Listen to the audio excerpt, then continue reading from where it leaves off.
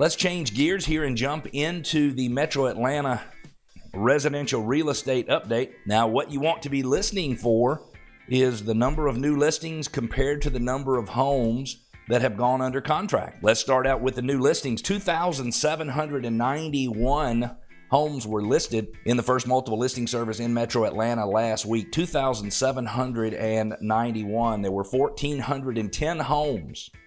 1,410 homes that went under contract or went pending. What does that mean? That means a buyer and a seller came to terms on that property, and it is effectively off the market currently for others to be able to buy.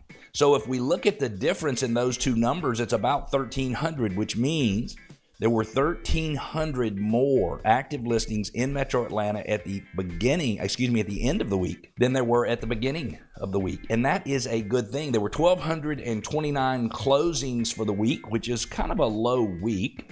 I don't think that has anything to do with anything other than just seasonality. We expect closings to be between 2,000 and 2,500 houses per week during this time of year in Metro Atlanta, and we would expect to see something like 1,200 or 1,300 in more like December, January, or February. There were also 2,529 homes with a price decrease. Let me just hit that one more time.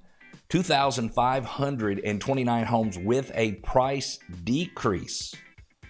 That's 2,529 times that a seller purposefully raised his or her hand, saying to the market, I am more flexible, I am more negotiable, I am more eager and willing to work a deal that works for me as the seller and for you as the buyer.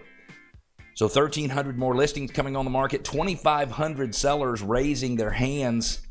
The way I look at it, that's 3,800, just shy of 4,000 home sellers who are new to the market or are indicating to the market that they are more motivated to sell their home than they were in the past. Does that mean it's a bad time for sellers to sell houses? Absolutely not, because we still have very low inventory. You say, well, how low is it?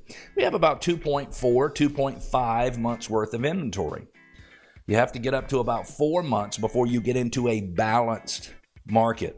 If you wonder how that compares to when the market was just a screaming seller's market in late 2020 and 2021 due to the pandemic, we had about 2 weeks. I want you to think about that. Back then we had 2 weeks worth of inventory. Today we have about 2.5 months worth of inventory. So we have significantly more inventory today than we had back then.